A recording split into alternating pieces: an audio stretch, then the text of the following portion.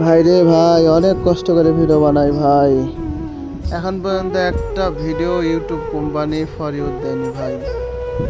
দয়া করে আমার এই ভিডিওটা আপনারা লাইক কমেন্ট করবেন এবং ভালো লাগলে সাবস্ক্রাইব করবেন।